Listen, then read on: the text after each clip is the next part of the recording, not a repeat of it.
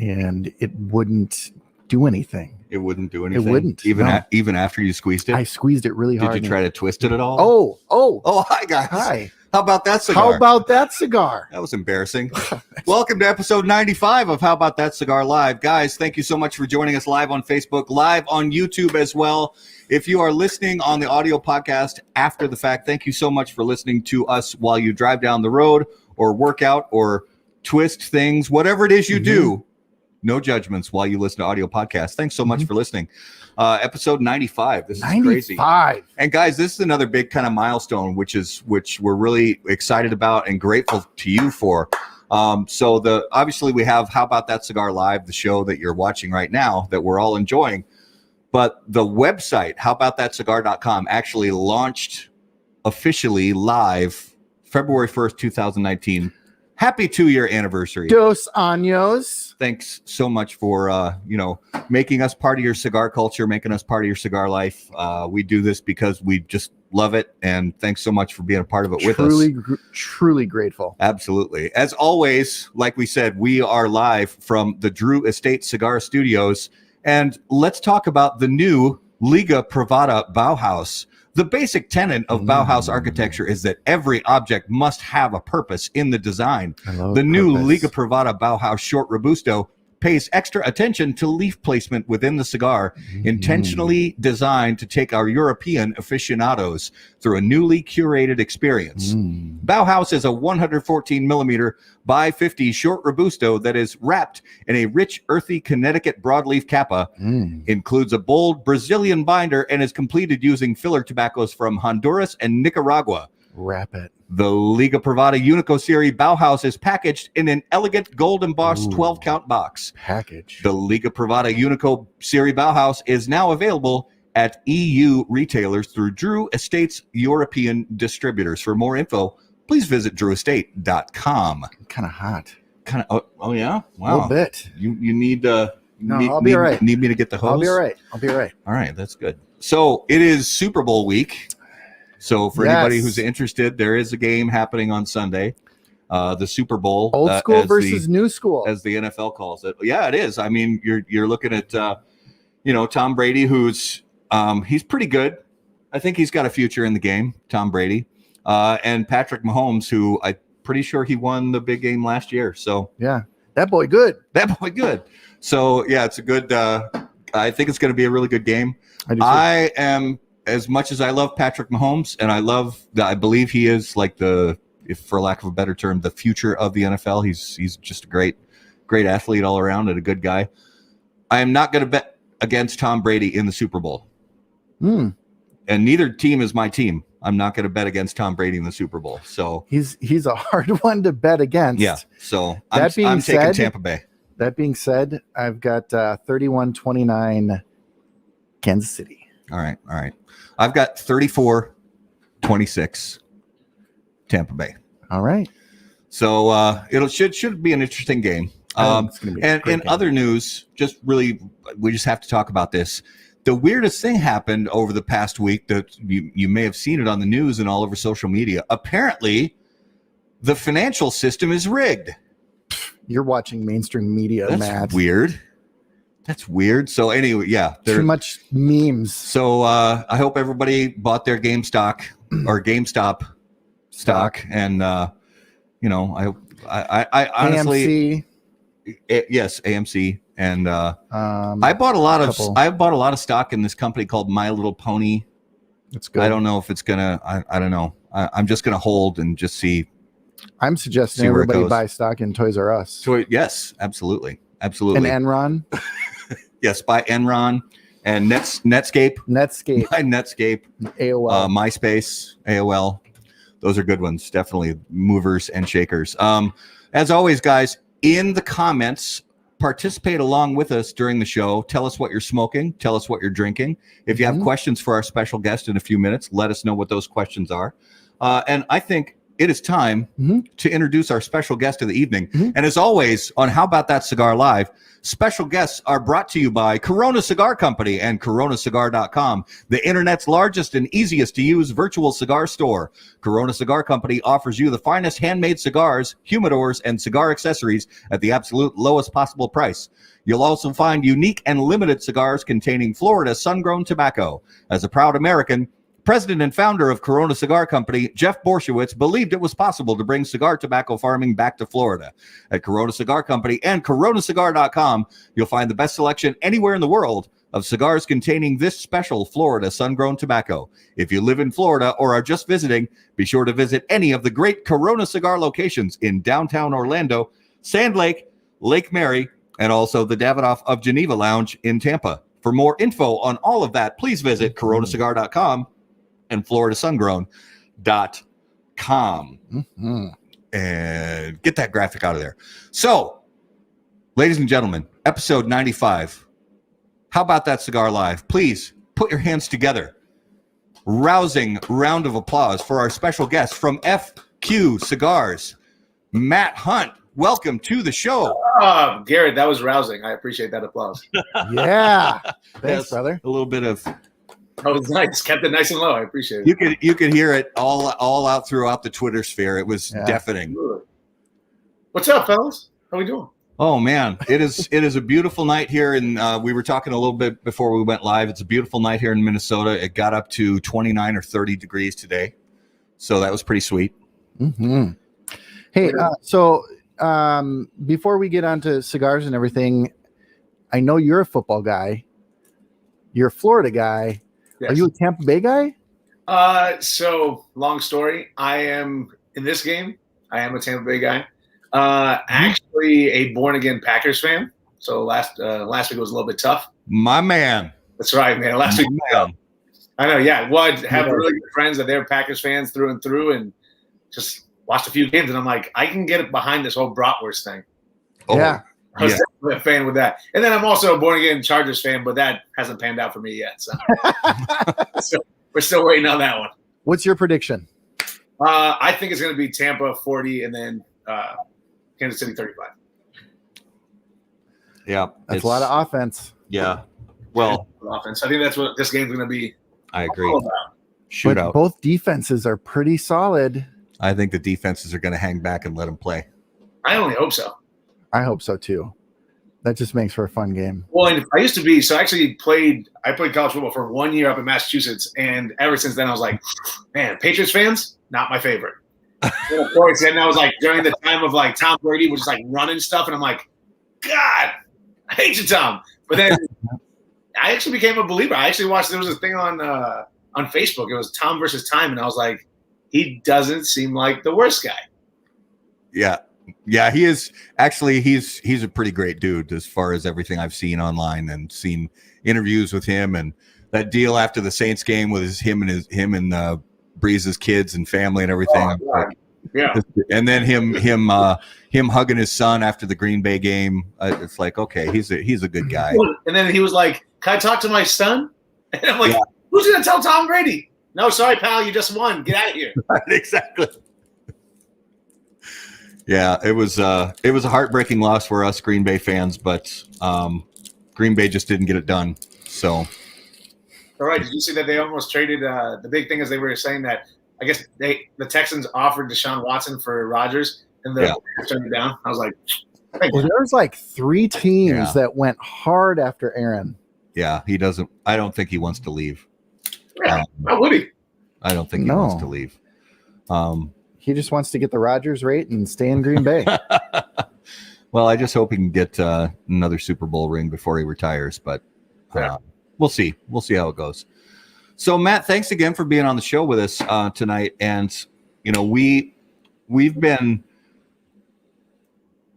really excited over the last year and a half or so since we've been doing the show, because we're really fortunate. We get to meet a lot of people in the cigar business. And as we always say, cigar people are the best people. And, you know, wanting to, get to know more about you and your story and your cigars. And part of that story is kind of the beginning. So take us through, sort of your first experience sitting down, good or bad, through that experience of sitting down with a premium hand-rolled cigar, and what that experience was like for you. All right, so the first time I had a cigar, my brother was actually working on a cruise ship and was doing the whole singing and dancing thing, and he ended up he was in the Mediterranean, and so I was like, oh man, what other chance am I going to get to go fly over to Italy and kind of boat around, and ended up being able to do that. And of course, us being Cuban, we're like, oh man, we gotta have a Cuban cigar. And not knowing anything, this is when I'm 17, 18 years old. Ended up buying one from some random little shop that sold more cigarettes than cigars. Ended up buying a little Quintero with a red band and looked rough, but of course, not knowing anything, I'm like, this is gonna be the best. And ended up taking the cigars back onto the ship and ended up lighting them up in the casino because this is like more of a older person cruise, so probably a good 40 years between me and the next person, which prepped me for the cigar business when I first started. And yeah, I don't necessarily remember the cigar per se. It was more the whole ambiance, it was the whole experience of smoking and being around all these guys dressed in the nines and gambling. And I was like, I can do this. Yeah. Kind of into this. So I ended up, when I came back to Florida, I ended up getting my first humidor on Craigslist and ended up kind of getting into it and going to the local shops. And what's actually funny is a lot of guys that I first started smoking with then ended up working at other shops and now actually are great sellers of my cigars. So it's kind of cool to see full circle the whole thing. Oh, absolutely. And do you kind of remember the point? Because I remember the point for me, and I think a lot of us do, where we go from sort of casual cigar smoking, you buy a few here and there, like there's a wedding or a bachelor party or some event and you grab a handful of cigars and hand them out at an event or something like that.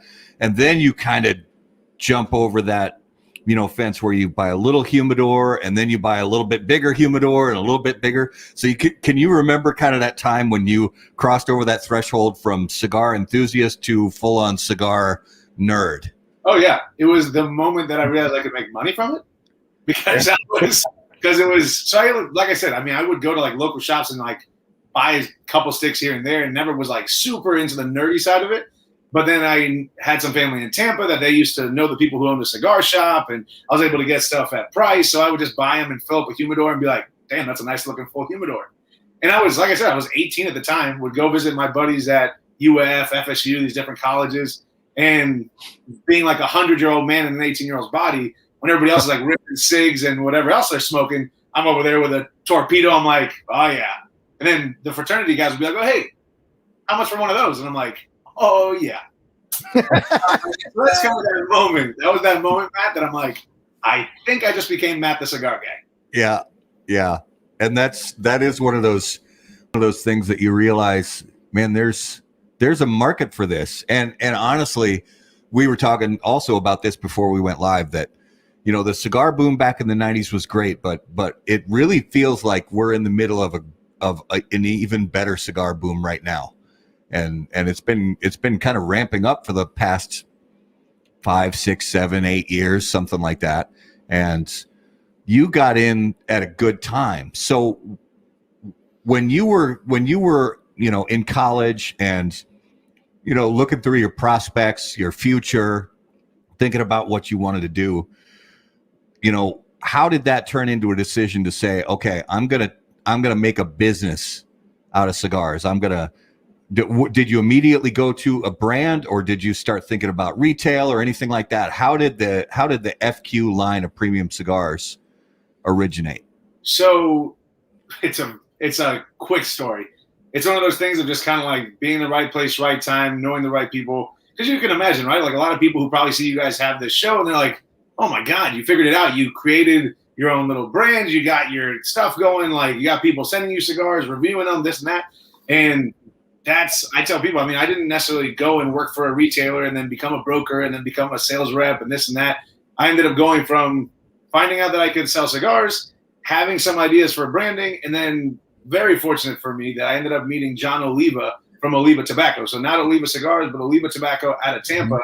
and met him at an engagement party. Ends up that his family did business with our family in Cuba, and me at 18, he was like, "Oh yeah, if you're serious, come to the factory in Tampa. We can talk." He's like, "I don't necessarily make cigars, but I'll be able to put you in touch with people that can." And so it was. I'm telling you, it was probably the same summer that I started buying those cigars. That very soon after, I ended up meeting John Oliva. That he started putting me in touch with people down in Nicaragua and was like, "Hey, I got some contacts for you." And I still, to this day, I tell people, I'm like, "How did my parents let me go to Nicaragua at 19?" I'm like, what? And they were like, "Oh, you're a very persuasive 19-year-old." And I'm like, I definitely couldn't speak the Spanish I speak now. Like, I grew up speaking Spanish, but very different. One, Nicaraguan Spanish, and then two, questions that they ask you at the airport, questions they ask you at the factory. Yeah. That's not like, "Hey, how are you? How was your day?" That's like, "Hey, what's the address you're going to stay at?" I'm like, "I don't know. They just told me there was going to be somebody at the airport to pick me up." Yeah. and that was actually the first time I ever went to Nica. I ended up getting detained at the airport because they asked me for an address. I'm like, that's awesome. And I'm like, "I have no idea." I was like, I gave you my $10. I gave you my $10. I don't know what you're saying.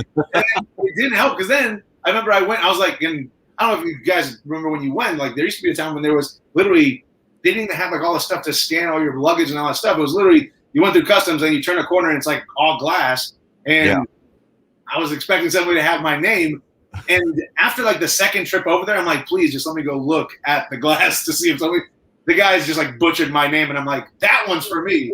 Somehow, by the grace of God, that actually was the guy, even though my name was just like butchered. That's how you wake up in a bathtub full of ice with your kidneys missing. Yep. Yeah, no. then it's like I'm arriving there at like 10 o'clock, and I didn't necessarily look up how far Esteli was from Managua. So I'm like, going with this stranger. I'm like, the first 20 minutes, I got all the questions out that I could. I'm like, "Hey, what kind of music you like? Spanish? Surprise." and so literally for the next like hour and a half, I just sat there. I'm like, this guy could be driving me anywhere. Yep. Yeah. But luckily I made it. I ended up staying like this little Oliva Tobacco. Like I ended up staying in somebody's apartment, and then so they down there they have Nica Prosa, and that's like they do all the pre-industry stuff there, and that was just bananas. I mean, I didn't grow up around. My parents didn't smoke, not even big drinkers, and to go there, I was like, this is what's up. That's awesome. Real quick, we gotta address something. Here we go. We've got some people that apparently they're very disappointed. Is it a suit thing? Yeah. Oh, okay. Yeah. So we got Mike Palmer and Mike. We got Mike and Mike giving us giving you. Yeah. So what ended up happening is that after a few years hanging out with the Roman Craft crew, I was like, they do look comfortable. And so then it was after a few times of enough people being like, "Yo, do you have any socks?" I used to wear loafers with no socks. I'm like, you know what? Your boy's gonna start wearing sneakers. Sneakers. So that's where that's at, and I'm just in the comfort of my own home. So that's awesome. Absolutely. I just had to mention it since there is no dress code on How About That Cigar. I appreciate that. I appreciate it. Clothing is optional. We may or may not be wearing pants right now. For a second, I was like, that'd be kind of funny. Just nothing.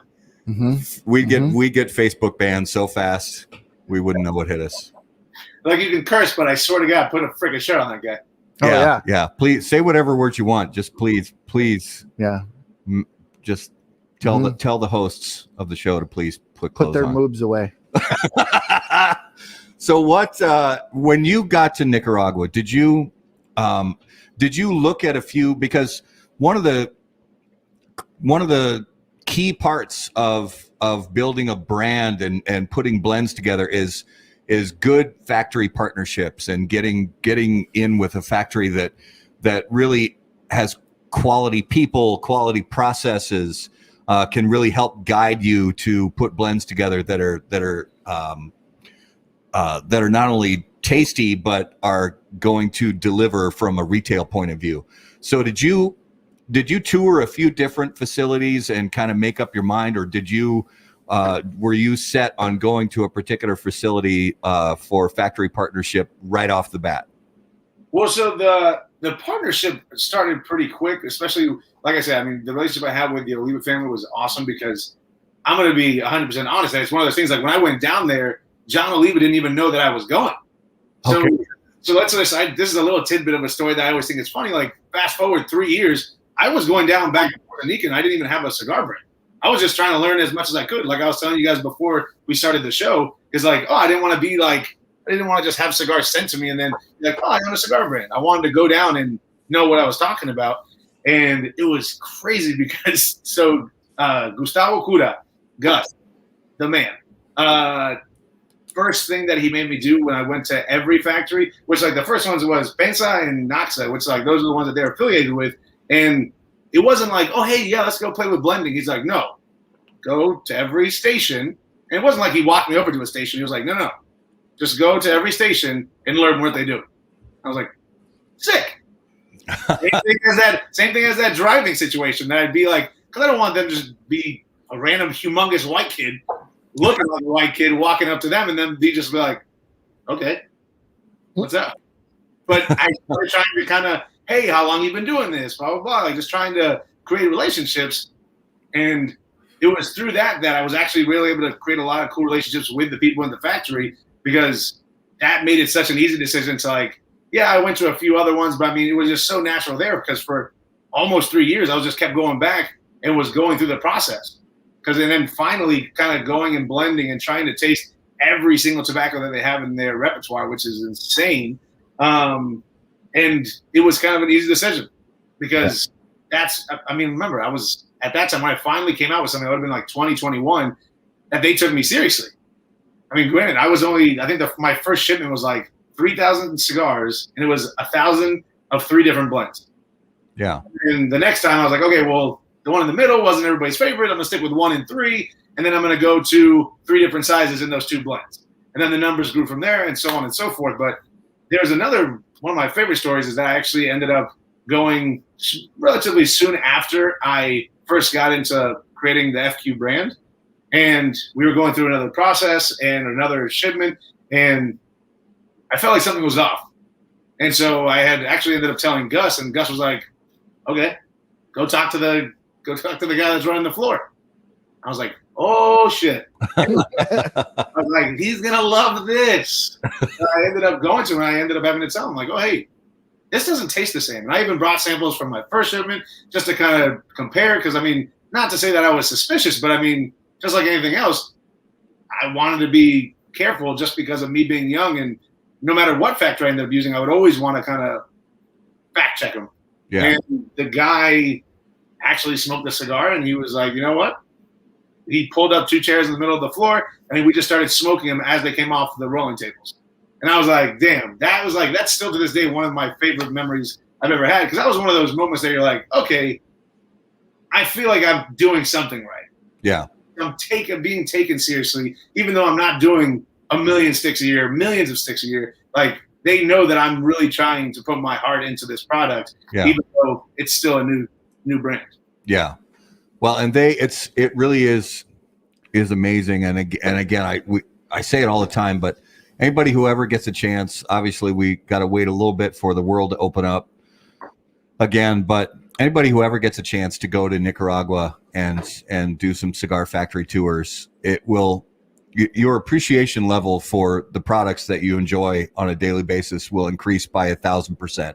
Oh yeah. And you will be amazed that every cigar that even so-called budget brands don't cost $20 a stick. And the expensive luxury brands, yeah. And not even on the it's all that pre-industry stuff that we were talking about before the show, that it's like, oh my God, the processing that it goes through. Because I mean, at the end of the day, you could have the world's best roller, but if you got garbage material, it doesn't matter. Let's talk about what we're smoking. Let's do it. So Matt, what are you smoking and drinking right now? So, I'm actually drinking some Woodford, a little bit of Woodford Reserve. Nice. Smoking some new sizes. It's a little secret project that I've been working on for a while, and it's some new sizes of my existing lines, but it's for a special project that hopefully it'll come to fruition. And I'm actually smoking a 5 5/8 by 46, so a Corona Gorda of the number 1 to start off, and then we go into the proper. I think I'm going to be joining you guys with that proper. Nice. I decided to go with the Phenom number 3. There you go. And I went right for the proper. And it good. I mean, it's got a great, there's great spice to it, but there's great sweetness to it. There's dark chocolate and, black pepper, and it's burning really, really well. And these arrived in my mailbox today, and it's smoking without any issue whatsoever. And it tastes wonderful. Yeah, man, so the proper is my baby. That's the one. That was the first one that, like, top to bottom, like, because imagine if you're going down for the first time, there's only so much you can possibly know about tobacco. Whereas the proper was after I had some years under my belt and I had notepads just full of every Seco, Viso, Ligero, anything that you could think of from the factory, and was able to kind of concoct some different things. And yeah, that's my guy right there. So tell us about the give us the kind of the basic rundown of the blend details for the proper. All right, so you got an Ecuadorian Habano Oscuro wrapper. You got Honduran binder, you got Honduran broadleaf, and Nicaraguan in there.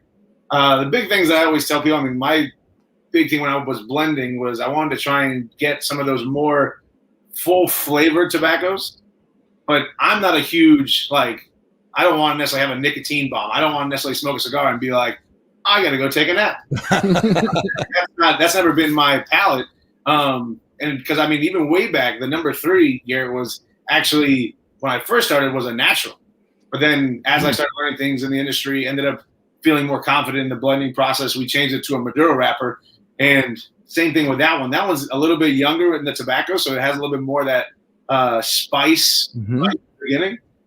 Whereas the proper, I mean, the aggressiveness really comes from the closed foot. And then from there, you get that whole blend, and it should really start melding together and get real nice and very symphonic. I mean, that was the biggest thing. And that's one big thing with the tobaccos in the proper is that, I mean, the youngest tobacco in there is 3 years old. Easy.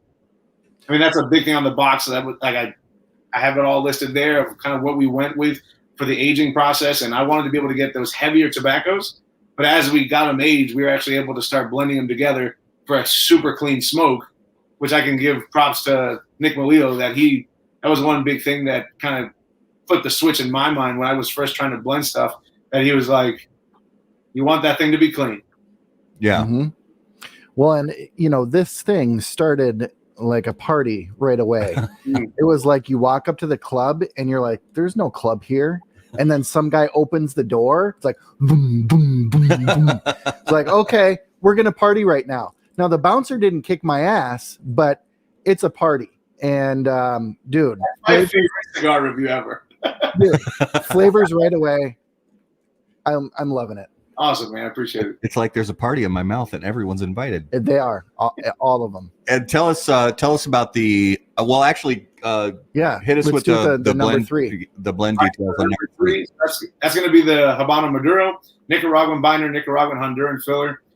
You might see a trend there. Like I'm a huge fan of Honduran. That was one thing for me. Like when I started smoking Honduran tobacco, and especially when you start getting in those Seco, Viso, Ligero, and getting those notes that you don't necessarily get if you're in your beginning stages of blending tobacco, that if a cigar has Honduran, you're like, oh, okay, like I couldn't pinpoint it. But then actually after the blending process, I was like, oh yeah, all day. Just like even that, like the candy sweetness, that was a huge aroma. That's another thing that with the proper, I mean, I'm a huge aroma smoker. That's like all the time. I mean, people are always probably wondering, why is this guy literally shoving the cigar in his nose? I'm a huge aroma guy. And the proper, I mean, I can literally I don't have to smoke it. Just light it and put it in a freaking ashtray, and I'll be like, yep, that's my incense. I'll take that all day. Yeah. Well, and that's one of the things that I like about the proper that I'm smoking right now, and that I also get from a lot of Honduran tobaccos is the retrohale. When you let some of the smoke out of your nose, it's like those this sounds weird, but I swear I get it almost every time, is those butterscotch candies that grandma used to keep in her purse. Oh yeah. I swear to God, it's like those candies. It's like those butterscotch candies on the retrohale with these with a lot of Honduran tobaccos. I get that, and that's coming through from this cigar, absolutely. Well, and I'm a retro wimp, so I feel like if I was to retro this, it would be like sending an army of orcs through my sinuses. Oh, love a good Lord of the Rings reference. What's up? Yeah. And then finally, tell us about Phenom number 1. So the number 1, Ecuadorian, Connecticut, Nicaraguan binder, Nicaraguan, Dominican. And I know I probably make people upset when I say this. Like, I was never a huge – I know a lot of people do 100% Dominican cigars, and a lot of times I'll smoke them and I'm like, just not for my palate. But it was actually Gus that actually way back when was telling me that as opposed to doing 100% Nicaraguans or 100% anything is to think of using the Dominican almost like the same way salt for caramel. You know what I mean? Use it as just a flavoring tobacco and something that will bring out the flavors of the other tobaccos. That, for me, that's what I look for in a cigar. I don't necessarily want tons and tons of roughness, and that's kind of where we landed with the Ecuadorian Connecticut and having that little bit of Dominican in there to kind of sweeten it up, get a little creamy. And then, of course, the Nicaraguan gives so you can feel that there's some tobacco in there, right? It's not just coming out your mouth. It actually has a little bit of spice to it. Mm-hmm. It makes it a true smoker's Connecticut. And that's what I like, is because there's been, and I'm sure you've seen it, there's been a renaissance in the past couple of years with Connecticut Shade Wrapper. And I think it's great that you and a lot of other brands have moved into that area of putting richness and depth into a Connecticut Shade cigar. It's not wispy. It's not quiet. It's not one note. It's because there's so much stuff to work with out there. And you know that, I mean, the like you said, the thousands of different bales of tobacco that you could choose from, and putting together it's got to be just the most fun and sometimes frustrating, but just absolute fun process working with different blends, whether you're at the factory or not. Do you feel like a kid on Christmas when you get a new envelope in the mail with test blends to try out? Oh, yeah, for sure. Yeah. Well, especially, and it's been fun now because, like I was saying, like it's been so fun to try tobaccos from the other factories, right? Because like some of these other factories they specialize in certain tobaccos, and it's, of course, they arrive, and especially if they're like true samples. Like I even just got something like they're smushed because they came in a legit envelope, and I'm like, you're over there. I'm like, I don't even care. Like, this is great. Taking these little pictures of these. I mean, it literally feels like you're rolling up a joint or something. But like I said, it's just so much fun because once you get used to using certain tobaccos at the factories that you're comfortable with, you don't necessarily want your palate to just kind of get pigeonholed. Yeah. That's one thing that even though I say I don't necessarily want nicotine bombs all the time, it's like, believe me, I'll go for some all the time just to be like, oh yeah, that reminds me why I don't necessarily love that. Or I'll be pleasantly surprised. Because my thing is that's you talk about the fun of blending is to be like, okay, well, I got these 10 blends. I'm going to do these variations. And the one that you didn't think was going to be the one, you're like, hello. That might be something that you can actually you can start playing around with and give it that time to mature. And that's always a daunting task to give it those 30, 45 days to kind of give it that time to marry together and see if it's going to be something special. Oh, yeah. Now, what are the different Vitolas we've got with these blends here? So one of these is going to be the Churchill, Robusto, and then the Toro Gordo. And then both my Toro and my Robusto are 50 ring gauge. It's just a little bit longer than the Toro. And then for the proper was where I kind of started playing with the variations. I got the Toro Gordo, or the Corona Gordo, Robusto, and then the Toro Gordo. So that's a 6x54. That's the biggest ring gauge I make right now. That was just, I've never been a huge ring gauge guy. There was a few times I dabbled with 60s, and the only time I could ever kind of get into it was when it was actually a box pressed, and just haven't made it there yet. So I'm with you. Anything in a Lancero maybe you're thinking about? I mean, we've been playing with it. I mean, it's a tough size. Size. I mean, I'm sure that you guys know there's certain We retail. need to stop saying Lanceros don't sell. I'm convinced. But they don't. I'm convinced if we just stop saying that. I'm telling you, man, why do you think that those? I mean, I still am floored to think that there were cigars out there that are 80, 90 ring gauges, and it's like, yeah, because people like the bang for the buck. Nobody ever picks up a Lancero, especially like your like typical smoker, and they're like, wow, what a good deal. Right. But I want to shake all of these people who are so against Lanceros. I agree. Believe me, like the Corona Gorda is like one of my favorite sizes. A 46 ring gauge. Oh my gosh, that is like hands down. I could smoke through those poppers all day long. My number 2. That's my wheelhouse. Is 5 5/8 by 46. That's my wheelhouse right there. Yeah. It's the whole ring gauge thing. And so here's actually a question when it comes to ring gauge. You were talking about 60 ring gauges in a box press, because it definitely is easier on the jaw to smoke a box press 60 than a Parejo 60. So when you were doing your blends, did you toy around with box press and it just didn't work out quite right for either the feel or the flavor? Yeah, I mean, for me, like with the feel, like there was just, I don't know, like I'm a purist, right? I mean, I'm especially like the whole thing of even going back to the smaller ring gauges and it was more of a personal preference thing, because even the 6x54s I can smoke. I never necessarily want to. I'm still a small brand. I don't necessarily want to have 9 Vitolas and then 5 of them I don't smoke. Right. You know what I'm saying? So I would much rather have something that people see me smoking all the time, and they'll be like, "Oh, I'll have one of those." And then I'd rather have somebody who's a bigger ring gauge guy and be like, "Hey, well, just give this one a try. See if you can see that it's a little bit more of an intense flavor. See if you can find that pureness in this Vitola." Sometimes you get them. Sometimes they're like, "Why is it so small?" I'm like, "All right, guy." Yeah. Mm-hmm. So when actually, before I get to that question, I'm curious. You talked about the Oliva tobacco family, but aside from that, talk to us about some of the mentors along the way who have given you good advice, and that you've been able to call them or text them or go and stop by and visit them in Nicaragua to get some advice or to just bounce ideas off. Yeah, absolutely. I mean, first and foremost, one of my really good buddies that and it's been too long, but we've done, we actually did a South Florida RV trip, Nick Melillo and I. Oh, yeah. Well, we ended up becoming good buddies because he used to go hang out at Gus Kuda's house down in Nica, and we would just be out on that patio for hours and hours and hours just smoking and drinking. And more, I think where we kind of vibe was just like on the life stuff. Right, it didn't even end up being the tobacco side of things. It was just more talking about life and talking about any documentary that we ever saw and the meaning of life. And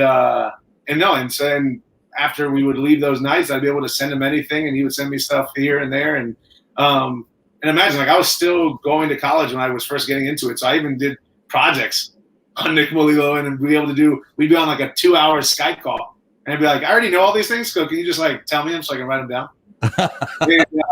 And yeah, I mean, there's a reason why they call him a tobacco whisperer. Another guy, Esteban, over from Nica Sueño, and even Mike and Skip, they've always been great with me over the years. And Raul Dislas is actually the guy who's running the factory over at Noxa now. So him and Esteban are brothers, and we all get along very, very well. And when I was first doing the proper, I actually ended up going over to Nica Sueño, and I guess Skip was out of town, and I had brought cigars for them both to try. And it ended up making me feel good because the next time I saw Skip, I was like, "Oh, hey, like, did Esteban give you those samples?" And he's like, "No." I was like, "Hell yeah, that's a good sign." And then so I actually messaged Esteban, and he was like, "Oh yeah, I smoked those." Like, right, I guess I got something. Yeah. And like I said, Gus. I mean, I can't even tell you where with mentoring that Gus Kuda. I mean, I could text him on any given day. He would tell me when he's going to be in Nicaragua, and I just stay at his house. You know what I mean? And that was the best place, because even at the time when I wasn't even making cigars, that Oliva Tobacco was picking up people from the airport or picking them up from different factories, and I'm just sitting in the back, and I'm just like, oh my God. It'd be like Willie, or it would be like I would be somebody like Willie Herrera. I can still vividly remember one time, and of course, like, they're not gonna remember me, but I can just remember this is before he got like his big like all the brands with Drew Estate that there's this 6'5" giant man next to me. And I'm like, I'm not a small guy. I'm like 6'1", 6'2", like big dude. I've never seen anybody over 6 foot in Nicaragua. And I'm like, where is this guy from? And it just was the coolest thing to be able to just be driven around this car and just be around great minds and just be able to sit at the table, maybe not even in the beginning getting a word out because what the hell am I going to tell them? And and then but also the guys over at Cigar Hustler now, I mean, I learned so much from them on the retail side because they distribute for me. And I get to know so much about the ins and outs of the distribution, the ins and outs of their retail experience. And, I'm a big believer of I don't know anything. I take advice from anybody I can. And, I mean, there might be people who feel very strongly about 6x60s that I just haven't seen the light. And sure, let's sit down. Let's talk. So, I mean, those are all – and of course, I'm sure I'm leaving people out. But, I mean, those are definitely some big ones that they've never looked at my age. They've never looked at where I'm at in the industry. And they've always really taken a great respect for what I'm doing. And obviously, I have the highest respect for them. Yeah, that's good. And that's one of the things that we have loved to learn about this from so many different people over the years that for the most part, there's always going to be exceptions to this, but for the most part, people in the cigar business who are maybe the people behind the scenes, like the Disla brothers and Willie, although Willie used to be more behind the scenes, he's kind of out in the forefront now, but they are, and Nick and Skip and Mike, they are almost without exception, these people are willing to share their knowledge with you at any given time, to share their knowledge with you and to, if they see like with you, if they see somebody who has a drive and work ethic and passion, then they're going to give you their time and invest in you. And it's such a rare thing these days. And you see it, in my opinion, more in the cigar industry than a lot of other businesses. Yeah. Well, and my big thing is, I mean, what I've seen, like really where I think that the people who give them the time of day, it's one of those things that they can tell people who are authentic. You know what I'm saying? Because that's even something that I feel like in my limited time compared to all these other great guys is after a while you just start seeing people who are, for lack of a better word, phonies. You know what I'm saying? Like, it's funny all these guys are saying the thing about the suits because, I mean, especially when I first got started, you couldn't see me without a suit on. I mean, I was the kid in the suit. If I wasn't in a suit, every other time that I'd be out in public, I'd be in workout clothes, and like that's what I lived in. And that was my craft. You know what I mean? Like that was my big thing. I was doing something a little bit different that I saw because you kind of had the old school brands that were doing the old school things. And I think I watched one of your videos that it was someone was actually saying that like there's that whole air of elegance and like a lot of the new age guys, they didn't even get it. They're like, that's like overplayed. So then you have this new wave of like the Drew Estates and the Caldwell cigars and stuff like that was out of the box, right? That they were trying to be like the new edgy players. And like my thing, I was super into old school stuff. Yeah. You know what I mean? It's like my thing was never trying to make it seem like I was something that I'm not. I was just like, I love suits, I love loafers, and I love smoking in those things. And that was one thing that, like we were talking before that. I mean, I used to hang out at the Romacraft booth, and they would let me do my thing. You know what I mean? They'd let me hang out there in the loafers and the slacks and the jackets, and they never questioned it. You know what I mean? And that's, like I said, authenticity is a huge thing. It's one of those things in this industry, you can smell it a mile away if the person's full of shit. Yeah. Yeah. And it's just something great about this industry that we love so much. Well, and the other cool thing, like, talking with, people like, especially like Skip Martin and, Steve Saka is, they will often say, they field several calls a week from people who are like, I'm thinking about getting into the cigar business. And, but there are very few who actually end up developing that relationship because of that work ethic, because of that drive. And so for those who have developed that relationship, that they have the work ethic, they have the drive and the desire to do something great with tobacco.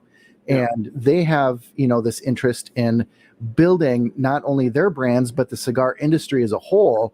And it just comes full circle, and so that's kind of says something about you and what you're doing. The fact that you've built those relationships shows your work ethic, your desire to build a brand and do it the right way. Thanks, man. I appreciate that, Garrett. That was one thing that I was telling somebody this the other day, like a young entrepreneur, somebody who's just they were kind of playing with the idea of something. And I was like, yo, let me tell you, like I said, I was 18, 19. And when I was going through the process of like going to retailers and trying to pitch my product, my Thursdays to Sundays, like I was hanging out with 50 to 75-year-old men. Right. That was my grind. And I was like, and not to say I didn't enjoy it. Like, luckily I love that. I love spending time with people and ask them questions and learn their backstories and stuff like that. But change their diapers and whatever they need, really. Yeah. But I'm telling you, and I think it's a good place to be. You know what I mean? Because I love being the youngest guy in the room, because it's one of those things of one, being young, and then two, looking like a child. That right out the gate, man. Right out the gate, people would they just start ragging on you, and I'm like, yeah, bring it. Let's build this rapport. Because I would walk in to be like, hey, does your mom know you're here? Yes, she does. She'll be picking me up at 7:30. You know what I'm saying? Like stuff like that. That it's like one builds your skin, obviously, because you got to be able to roll with the punches. But then two, like building a rapport, like it's somebody who can like hurl just a little jab at you, and then you just kind of bob and weave. They're like, all right, this kid can hang. Well, I thought about at the very beginning of the show when we first introduced you, I thought about starting out with please welcome to the show, Matt Hunt, and sir, could I please see some ID? So I thought, no, I'll save that one. Oh, dude, don't worry. I've heard them all. It's one of those things that, like, I'm just waiting for the day that they stop. Because I'll be like, damn, I'm getting old. Right. Like, shit, I'm like, God, what happened to me? It's all that smoking. It just weathered me. And I honestly, I think it's exciting because, and so back last year sometime, I think it was, we have to remember, and I'm coming up on 50 years old, and we have to remember that the generations of cigar smokers, it's a cycle, and the younger cigar smokers are coming up into the cigar culture. Yeah. And the oldest of the cigar smokers are not from the cigar smoking itself, just from old age. They're going to start to, go away. And I'm trying to put that as gently as I can, and I don't know how they're going to die. But no, what I'm saying is we have to remember that the youngest generation of early 20s cigar smokers coming into the cigar culture are going to have different tastes when it comes to design, flavor profiles, branding, marketing, interaction with the brand owners and things like that. And we can't keep sticking to the same old. Yeah, rinse, wash, and repeat. Yeah, we can't, because people have different tastes. Well, and that's kind of an interesting thing, because like even like when I started my brand, like I've never necessarily worked with like the Manny Idiotes of the world that are these like huge big time designers he's the guy that's doing everything with Fuente, and he's like now they're making Hublot watches and stuff, and you're like, damn. Me and my buddy from high school, like I just asked him if he could put this stuff on a computer, and he was like, yeah, I guess. And that's how I kind of went about my branding, and it's been so cool because somebody who I just recently befriended and like we just kind of hit it off is Dave Imber from cigarclub.com. I don't know how much you guys have been seeing from those guys, but they've become a great account for us. And I mean, the branding and marketing and just the whole presence that they've created is awesome. And like, even talking with him, like and not to say that I can't have these kind of relationships with people who are older than me in the industry, but it is such a different dynamic having somebody who's 26 and I'm 29, and just like the things that we can recall or like talk about branding or talking about anything from like this generation. And I think that they're hitting it out of the park when it comes to like all their concepts and like even just what they're doing lifestyle wise. Cause it's still that lifestyle idea, but it's not that same like guy with a snifter sitting by the fireside in his smoking jacket. You know what I mean? Which I think is cool. And that's even something that I think my own personal brand myself has changed a little bit. Maybe my cigar brand hasn't necessarily been completely revamped to be like a trendy TikTok cigar like brand, but like just even me as an individual, like now I've been working more and like learning from Dave Ember of just like creating content. It's a different feel. Yeah. It's just like actually investing in the camera and just having the compositions be a little bit different, using the apps to actually do the editing that you don't necessarily see any of these older owned brands doing. Yeah. Yeah, I mean, so it's been really, really cool, and I think that there's going to be a lot of stuff. I'm just waiting for there to be a big wave of just young smokers. I mean, I know they're out there. I mean, imagine when I was first starting, I didn't sell to anybody over 22. Yeah. Yeah, I mean, I think that's one of the coolest things because it's how do you make something unapproachable approachable? I know, but before we were discussing like, I mean, cigar smoking in the United States is pretty like democratized. Yeah, I mean, anybody can smoke. It doesn't matter if you're smoking a $100 cigar or you're smoking a buck stick. It doesn't matter. And I think that the next thing, besides the point of like the price point, is just going to be that feel of a brand, like you were talking about. Yeah. Well, and we talked to Pete Johnson from Tatuaje about this back when Nick Jonas was on the cover of Cigar Aficionado, and sadly, there were a bunch of people who came out of the woodwork, making a stink about, oh, what's this, young boy band, blah, blah, blah, some jerk off kid on the cover of Cigar Aficionado. I'm like, this is a good thing. Absolutely. Pete said the same thing. I couldn't believe the amount of just hate nonsense that was out there about it. I thought, man, you have no idea what a good thing this is for the cigar industry, for the cigar culture, to have guys like Nick Jonas on the cover, have guys like Chris Pratt and on the cover of Cigar Aficionado. You gotta run with that, man. Absolutely. Well, and that's a huge thing because I mean the only thing I would ever get mad at Nick Jonas about is that apparently he exclusively smokes Cubans, which I'm like, come on, man. Somebody's gotta talk to the man. Well, he'll come around. There's too many good. There's too many good cigars from pretty much every place other than Cuba. Yeah. And because we've talked about, we don't really deal with Cuban cigars on How About That Cigar. It's just we want to deal with brands that people can pick up in the United States, and that's the market we're focusing on. Yeah, go ahead. So I want to talk about FQ, what that means, the kind of the origin story of FQ, and then if you could walk us through the design and the artwork of your packaging. Your bands are simple and gorgeous, and you even have a fun little thing on the inside band. Class never goes out of style. Yeah. Nice.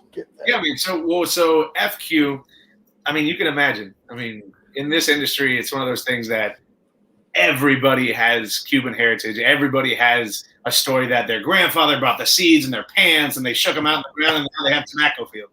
And it's like, when I was first getting into it, I was like, okay, so unless I'm like going to my grandmother's party, I'm not going to be wearing a Guayabera in a tobacco field. You know what I mean? Like, that's just not my shtick. And that was the same thing with the FQ cigars, that FQ, that just had a roll about it. And I felt that it kind of had like a new school elegance to it as opposed to Fernandez y Quiroga. You know what I mean? And then most of the time, if I ever said that, people would be like, you speak Spanish? I'd be like, yes, I did. So Fernandez, just a little bit of the story, Fernandez was my mom's dad's family who dealt with tobacco in Cuba. And then Quiroga was my mom's family that they owned a rum company called Ron Quiroga, Ron Pinilla.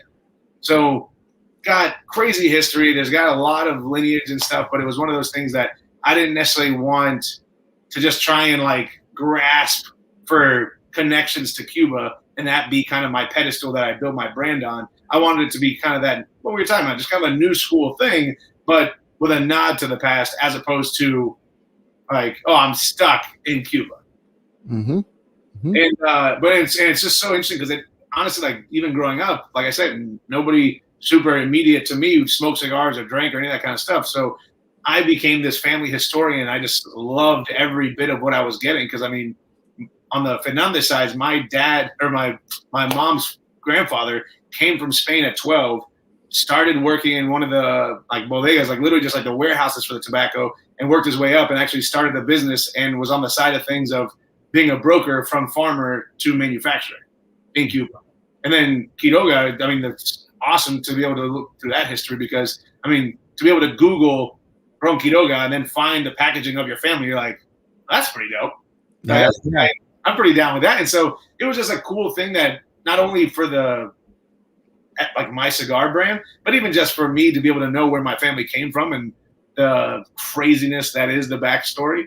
And even like with the branding and stuff, like I wanted it to be super clean, super elegant. And I was always a big dreamer, right? I was like, oh man, I want Bentleys and this and that. And I always liked the idea of like the wings. People always like, oh, like are those leaves? Are they wings? Are they this? I'm like, honestly, I got it all from like your Rolls Royces and your Bentleys. I just love the designs, and I just kind of ran with that.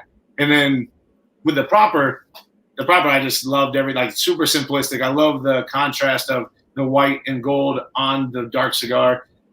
If you look at the actual typography, it's like the same typography that's going to be on like your $100 bills and any kind of money. It has like the little and stuff, and just kind of just reminiscent of like a little bit of elegance, a little bit of money, but just like in details, not something that you look at and you're like, wow, they did a lot. There's a lot going on in this packaging. It's more of the simplistic. And even if you look at my boxes, like, I mean, everything's just 100% cedar dovetailed and then cliche. That's it. You know what I mean? Because my big thing is I'd rather spend the money on the tobacco and pursue that than trying to come up with the marketing before I had the product. Yeah, absolutely. Yep. So when you are not smoking cigars or working on blends or spending time in Nicaragua in the factory, what are you doing with your life? What do you spend your time doing, whether it's hobbies or other business interests, things like that? What do you spend your time doing? So I mean, I do a lot with music. My family's like huge into music. I'm big into the wine and drinking scene. You can imagine, like I've more and more become more into the wine scene. Maybe not so much as Pete Johnson with his 50-year-old bottles of wine, but I got my little guys that I'm sticking away and hoping that they'll be worth something one day. And I got actually this other brand that's Fratelli, which I actually started with a couple of smoking buddies of mine. That it's a pasta sauce company. Okay. Pasta sauces, and but I mean, it's cool. I've always loved telling the story because it's just so cool that it came out that one of our buddies was a chef. The other buddy is one of my guys from high school who bought my cigars like forever. And we used to always just go smoke and drink. And after the chef ended up selling his restaurant, he's like, all right, now what are we going to do?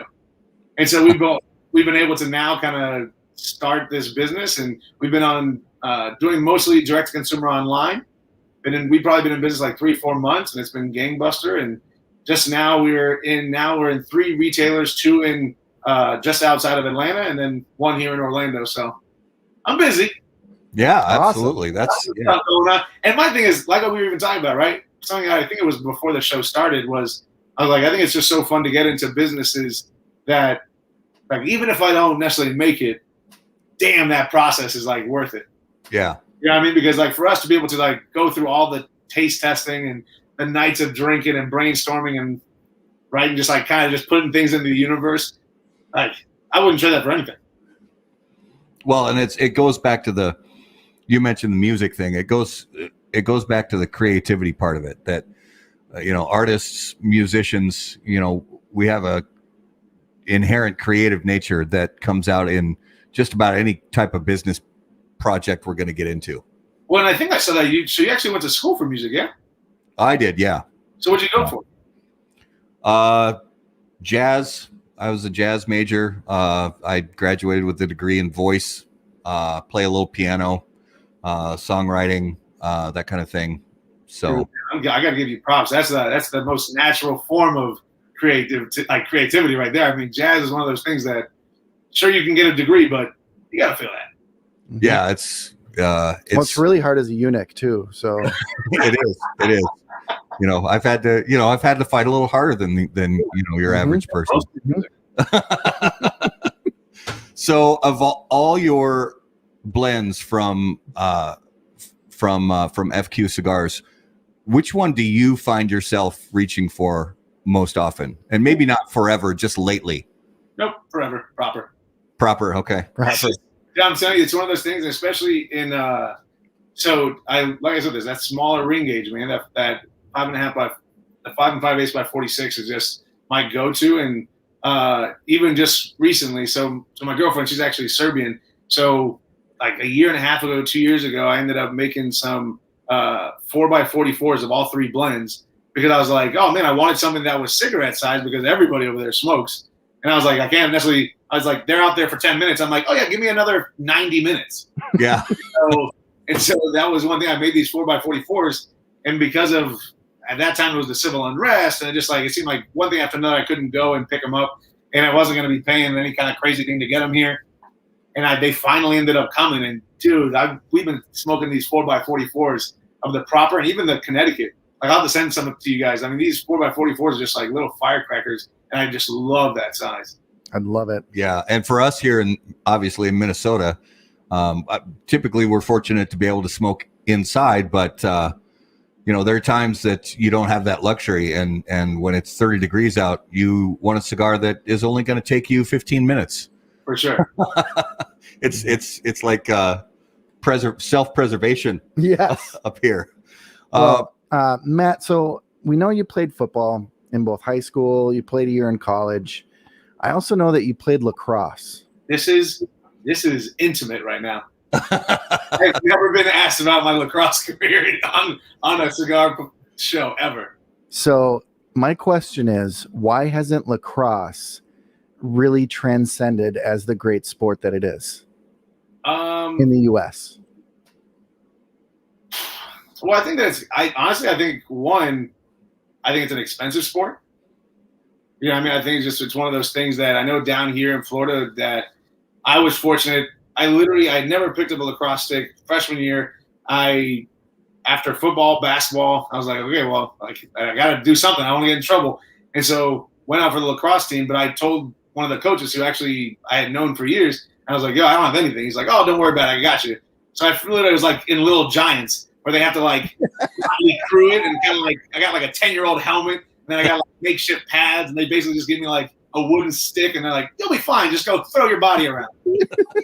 And so I can just always. I mean, I fell in love with it, man. That was one of my favorite sports. It was one of those things that, especially in Florida, it's played a little bit differently than I know up north. I know it's kind of changed now that it's become more that finesse sport like it is up north. Because down here, I mean, not to make it a big deal, but I mean, we're breeding athletes down here. It's all about speed. It's all about big and fast and like being athletic. And yeah, you can pick up lacrosse and be able to outrun somebody. You can run somebody over. You can this, that, another thing. But to really hit that next level, I mean, it's all skill. I mean, it's all stick skills. It's all, especially as a defender, being able to throw those checks and do it with some kind of precision. You know what I mean? Not just be swacking somebody with a stick. So I know down here, it's one of those things that like the private schools that picked it up, the public schools are getting more into it. There's a lot of boarding schools down here that do it. I just think that because hockey's not a big thing down here, lacrosse doesn't make tons of sense. Because the way I used to explain it to people who had no idea what lacrosse was, which I still think is a bizarre thing to be playing a sport and having to explain that sport to somebody. Mm-hmm. And I was like, it's basically like hockey in the air. And it makes sense that, of course, up north is going to be, imagine if you're not playing on ice, pick it up, and now you're playing lacrosse. Yeah. So, I mean, I still think that I'm right there with you, guys. I think that lacrosse is a phenomenal sport. Still one of my favorite ones to play and watch. Just I think there's so much action. Great thing to watch. Oh my gosh, I think it's so much fun. And I would tell people that, like, as a football player, I'm like, it's great. This is even better than football. Like it's not like this. Oh, the linemen who are hitting and they're only a foot away from each other. Oh, it's not the tackles. If you're a depot, you're coming from the defense. The middies like looking, trying to get a clear, and you're laying people out. You're literally just rocking people's worlds. And I'm like, how much longer can this be legal? This cannot. I'm like, man. So no, I feel you. I don't know what it's going to take, but I think until. I mean, I don't know what to tell you because I would think hockey would have to get real popular before lacrosse, but that doesn't necessarily make sense because like, obviously you would think a lot of places, especially in the South, that can play it year round, Right. See, because hockey up here, I mean, it's nearing $2,000 a year per player to play hockey. Yeah. A buddy of mine I used to work with at the time, this was years ago, but he had 3 boys in hockey at the same time. And with all the, these are, and this, he was at a certain school district that was known for state champion teams year after year after year. And between all the traveling and, ice time, hotels, meals, gear, he said it cost his family about $30,000 a year to keep the boys in hockey. Oh man. See, that's why I'm like, you know what, kids? Golf and tennis. Golf and tennis. Forget about that. You heard of stickball? We're playing stickball. Exactly. Really good at spelling. Now they're so good at spelling.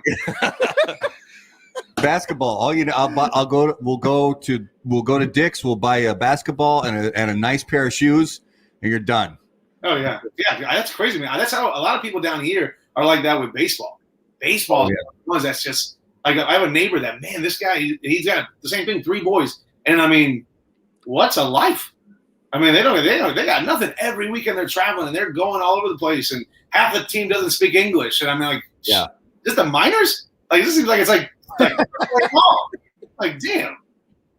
Well, and when I had a couple years ago, when my youngest son was in Little League, he just got to where they were pitching for themselves, and that's when you have to get your player their own bat. They can't use a community bat from the team. Yeah. And the cheapest bat, I'm talking an 8-year-old boy, the cheapest bat I could find in the 31-inch range was like $70. There are bats $600, $700, $800 for a friggin' baseball bat for an 8-year-old. How big is your 8-year-old that he's swinging a 31-inch bat? Oh, all my kids are tall. Jesus, that's what I was like swinging when I was like in 8th grade. Yeah. He at 8 years old, he was 5 feet tall. Damn. Yeah. Jeez. That's awesome. Gary, did you play lacrosse? I did. I didn't even know about lacrosse until my senior year in high school. Really? The private school by my house started a team for the first time, and that was 1995, 96, and so that was the first time I even saw it. I never had a chance to play it, but seeing either some friends in that time, or I know our college had a team, and then watching it periodically through the years, it's a great sport. It really is. And I think it should get a little bit more attention than it's getting. Yeah. No, I agree. I think it's a phenomenal sport. Well, is it time? I think so. Is it time? Yeah. All right. I think we should. It is now time for this week's Numero de los Muertos. Here we go. I'm ready. And as always, guys, Numero de los Muertos is brought to you by Smoke In Cigars. If you would, please take just a minute, watch and listen to this message from Honest Abe and Smoke In. On February 20th, 2021, we will be taking on the endeavor of putting on an 8-hour virtual event, one like you've never seen before.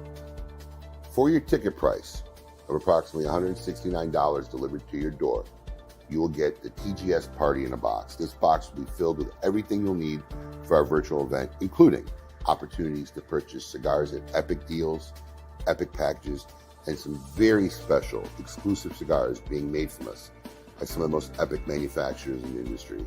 Carlito Fuente, Pete Johnson, Steve Saka, Aganor Salif, Perdomo Cigars, just to name a few.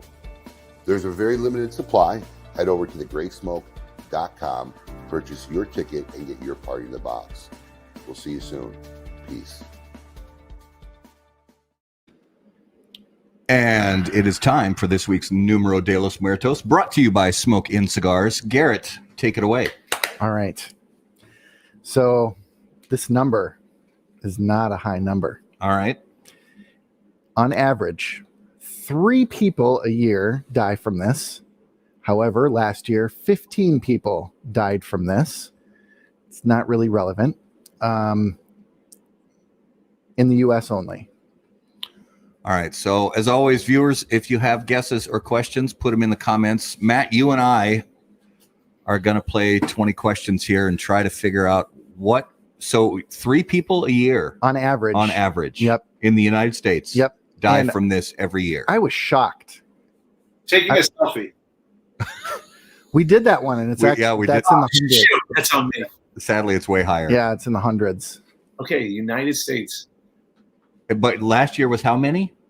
15. Last year was 15, but on average, it's 3. Yep.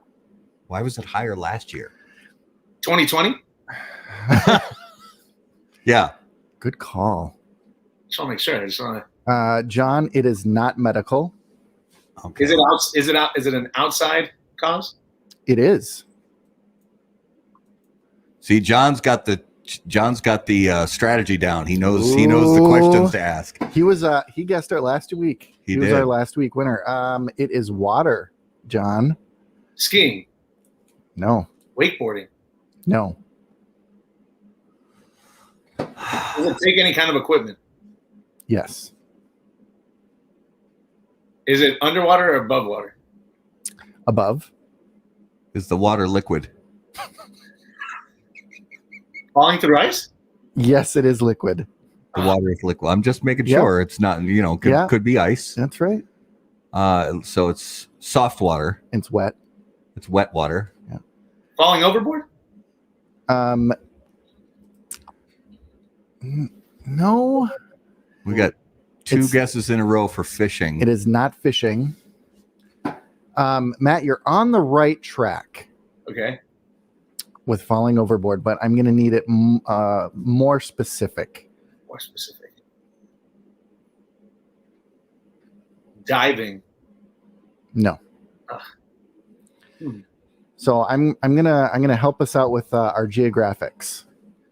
This happens only in the southeast. The southeast. Catfishing? No. It is not being pushed overboard. Falling off a jet ski. Mm-mm. Oh, we did that once. We did jet skis. And it's not fishing and it's not being pulled in by a fish? Correct.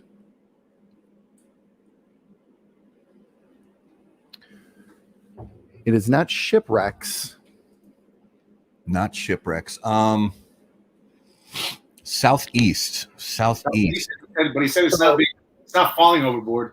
Shipwrecks is also on this. It's on the right path, and falling overboard is on the right path. But we're looking for something a little bit more specific. It's not scuba diving. Mm-mm. Leaving, like deserting somebody, leaving somebody in the ocean. No. Ah, man, this is a tough one. Mm-hmm. Mm-hmm. Does it deal with the animals or no? No. Had nothing to do with drunk. Nothing to do with drinking. Drunkenness. Well, I mean, that could be involved. That could be a factor. But it's not part it's of the not- actual stat. Correct. Okay. 3 people. That's such a low number. I almost want to say like, So this, I mean, headlines will probably start with Florida man. oh, does it involve alligators? Nope, because no animals. No animals. So Chad, you're getting closer, but I'm going to need more specifics on Slipping overboard. what's that? Slipping overboard? No. Yeah. Need more specifics on the vehicle.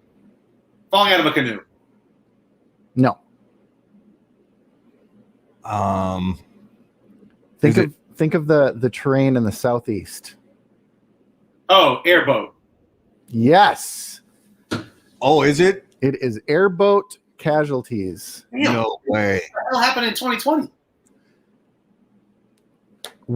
I don't know. I looked and they didn't give. I couldn't find anything that said 2020 was, anything different. But over the past 20 years, it's a 3-person average, which I thought was So like super low. a Everglades tour kind of thing. Correct. Somebody falls off one of those airboats. Yep. Well, I figured that it would be. I'm assuming like during quarantine, people are like, "I got this. I'm not gonna be around anybody." Here we go. Well, and that actually does make sense because people found any way they could to get out of the house. Yeah. And people are like, hey, let's take a Everglade boat tour. We'll just wear our masks and hold my beer. Yeah. And so after last year, actually, Florida is looking at getting people licensed to do airboat tours because currently they're not required to have any kind of licensing. So it's actually people dying on the tours, or people just dying driving airboating accidents. Oh, airboating accidents. Okay. I can see how that could get out of hand quick. Yeah, that could easily get. I've never been on one. Have you? I have not. See, I feel bad because Florida, Florida man, but that's why I thought the whole catfishing thing. I was like, I'm just trying to think of what people do, what rednecks are doing with their free time. Yeah. Well, I saw you were a Florida guy. I was like, let's do something Florida. That's a good one. I like that. It's a very good one. I was shocked at the low number. What's the longest one ever been? You guys have had to wait to try and guess it. Oh, there've been a few that have stumped where I've had to come up with the there've been answer. a couple where he's had to just give us the answer, even after multiple clues. Those are usually ones that are like super obscure. Like there's related to some obscure disease that I think the maple syrup urine disease. Yeah, there's a thing called maple syrup urine disease that he did a few months ago. Oh my gosh, that sounds horrible. Right. Yeah. Well, and the only way they know is by smelling the urine of a new an infant baby. What? And what it smells like? It smells like sweet. Yeah. Crazy. Right? And I have not touched maple syrup since. Oh my God. He walks by. I just imagine you going by like a Cracker Barrel and be like, oh my God, all these people, they have the disease. Oh my God, everybody check your urine. Check your urine. Call the CDC. We've got an outbreak. Oh, shit. So that was a good one. Yeah, thank you. That is this week's Numero de los Muertos. And as always, Numero de los Muertos brought to you by Smoke in Cigars. All right, so Matt, a little bit of a lightning round. If you could hear the thoughts of one living person for 10 minutes, who would it be and why? Elon Musk, because love it. You got to be able to, if you hear what's going on, maybe the stuff that comes out will make more sense. Exactly. And that is, we've heard that answer a few times because I agree 100%. I want to know what's going on in a genius. The numbers for the child's name, that's the one where I was like, oh, okay. Yeah. I was like, does that mean I buy stock? I don't know what you want me to do. What does that mean? Well, this week for me, it would be Warren Buffett. Like, oh yeah. GameStop? Fucking really? Yeah. Imagine. Well, actually, for Warren Buffett's case, his response was probably, "What the hell is GameStop?" All right, so if you were about to get into a fight, what would your soundtrack music be? That's good. This girl is on fire. Okay, only because I love like The Man from U.N.C.L.E. and like that movie and like the old 1960s, like the spy movies. It would be like an old Italian, like old Dean Martin, like Volare or something like that, where it's like a ton of action, but then you got like some nice little Rat Pack soundtrack. Like it. That is good. Absolutely. I like that a lot. All right, so I think I know what the answer is going to be, but we have to ask it. Choose one of the following. You could hit a home run as a starting pitcher.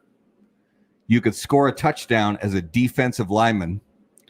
You could score a hockey goal as the goalie or a soccer goal as the goalie. I would say hockey. Oh, I'm surprised. I'm surprised. No, I've done the football one. I did the football one in high school. That makes sense. Yeah, I did actually I can still remember this thing. I can still remember that we had our outside linebacker coming off the edge, and literally he just blindsided the quarterback, and legitimately magic, the ball bounced and just fell into my stomach, and I ran it for a touchdown for the go-ahead win, and we won. Homecoming game. Not even a scoop and score like a. No, honestly, it's as if I don't even know. I think it would have just fallen down my pants if I would have just put my hands up. Like I was like, oh, I have the ball. But then the best part, and of course, it never I had to try and figure out ways to delete the film, was because I made it all into the end zone and just slid as I got in there. Didn't get to do a cool dance. Didn't get to do anything. Just fell. Is it high school or college? High school. Nice. That's awesome. Nice. No, and I know it. My big things with hockey is I know that the goalie is on a pedestal. It's if any of the opposing players ever hit him or anything like that when he's out of the crease, it's I would just want to know how the rest of the play, how would I score, and would anybody touch me? Because I would hope I would score, they would hit me, and then a brawl would outbreak, and it'd be the best. Never touch the goalie. Exactly. All right. If you could bring back any fashion trend from the past, what would it be? All right, one that I thought was the coolest thing. So there's a documentary called Agnelli. It was the guy. Did you guys ever see that? He was the CEO of the Fiat factory, and he used to always wear his watch on the cuff of his shirt. It's one of those things that I don't even know if it was a big trend, but it was a flex on people that was just he was just a trendsetter guy, and he always had that. And it was just one of those things I was like, oh, that's pretty dope. Nice. That was something that it's not a trend that everybody did, but if you know, you know. Nice. Yeah. So who was your childhood or teenage celebrity crush? And not in the weed way, because I actually never watched the show or anything like that. Jennifer Aniston, hands down. Oh yeah. Yeah, that's a good one. Never watched Friends, never knew anything, and I was just yep. Mm-hmm.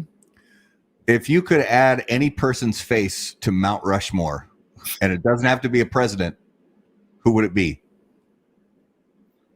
Yeah,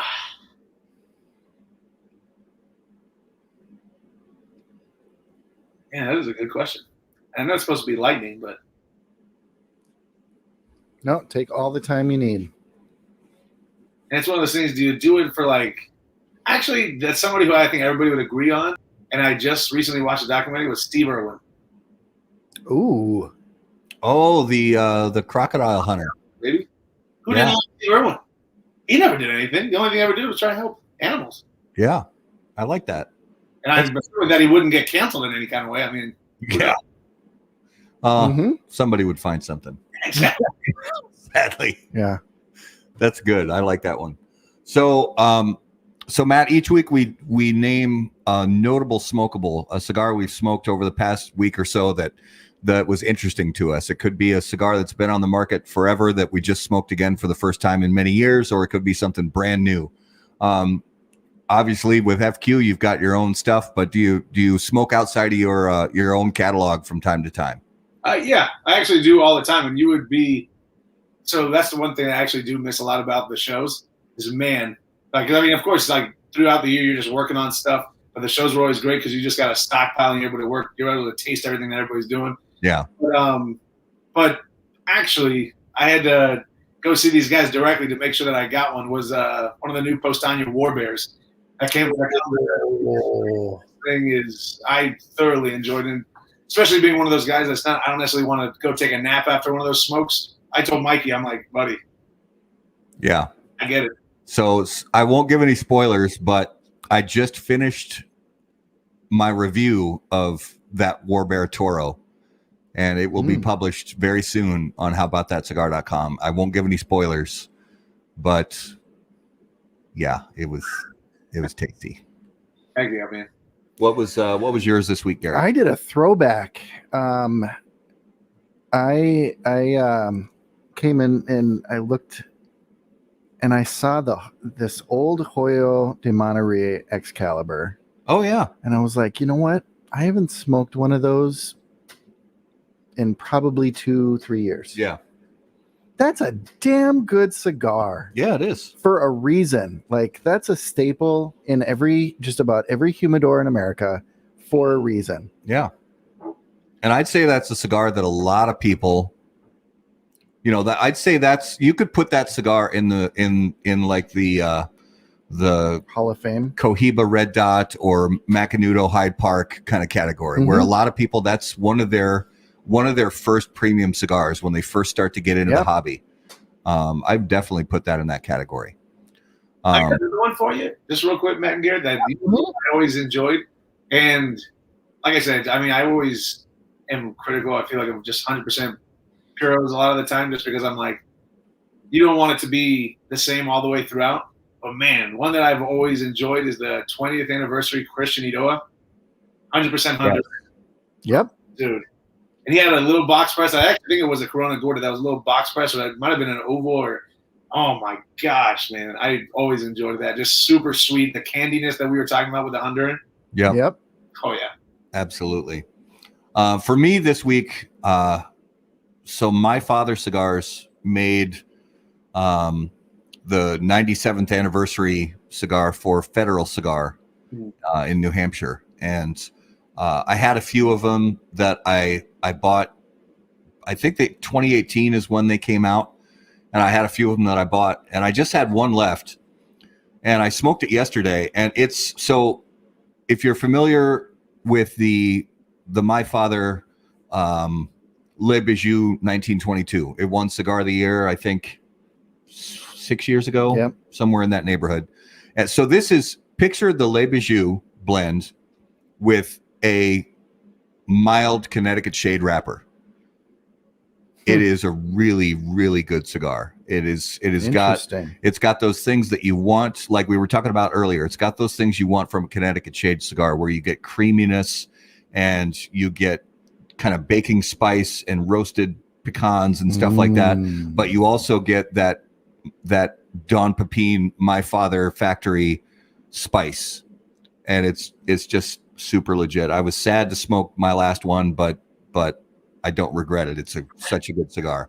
Can't regret it. You got to smoke what you have. Don't. Yeah. So give our viewers and listeners an idea, some stuff we have coming up soon. So this weekend, we actually have a special show. Normally, obviously, we're always on Monday nights. But this weekend, on Saturday at 3 p.m. Eastern Time, we are going to talk to Jose Blanco, who is the sales director for Jose Blanco. Yeah, he's just a legend in the cigar industry. Cigars. So he is now the sales director for Arturo Fuente International, and he has been very gracious. He was in the hospital for a while with COVID, and thank God he recovered. He's home. He's doing well, and he is going to be on our show Saturday. So a special Saturday broadcast. Be on the lookout for notifications about that, and make sure to set a reminder so you don't miss that show. And then next week on the 8th, we're going to talk to Henderson Ventura, which we're excited to talk to him. He's got a great tobacco lineage and sort of a newer brand that's all his own, Adventura Cigars. And looking a little bit ahead further into February, on the 22nd, we're going to talk to Alec and Bradley Rubin, sons of Alan Rubin, famous for Alec Bradley cigars. These guys, young guys that have made their own way, started up their own brands, and they're putting out some killer blends that have even gotten love on Cigar Aficionado lists and many other Cigar of the Year lists. So we're excited to talk to them and learn about their story. So Matt, give all our viewers and listeners, where's the best place for them to get the latest and greatest info on FQ Cigars? So obviously with the news, just going to the @FQ Cigars on Instagram. When it comes to sticks, you can always check out cigarhustler.com. You can always check out Small Batch. And thanks a lot, guys. I sincerely appreciate it. I know that you guys are doing a lot for the smaller brand guys. I love going on, seeing all the videos, and obviously got some big boys, but us small guys, we appreciate it, man. Oh, absolutely. We love it. Yeah. Yeah, that's actually one of our favorite things. I mean, we love talking to the big boys, but just getting the word out about you and a lot of other brands that are just getting started, that's one of the things we love because, like I said, it's the future of the cigar industry. I think having the old storied brands along with the new up and coming brands is what's going to continue to make this cigar culture stronger. Mm-hmm. Thanks, guys. I appreciate it. Yeah, thank you so much. So for all of our viewers and listeners, thank you so much for spending time with us every Monday night. Don't forget this coming Saturday afternoon. Follow us on social media at HBT Cigar. Sign up for the mailing list. And if you have questions for Garrett and I, you can find us on howaboutthatcigar.com. And until we see you next time, burn cigars, not bridges. See you guys. Thank you. Yeah.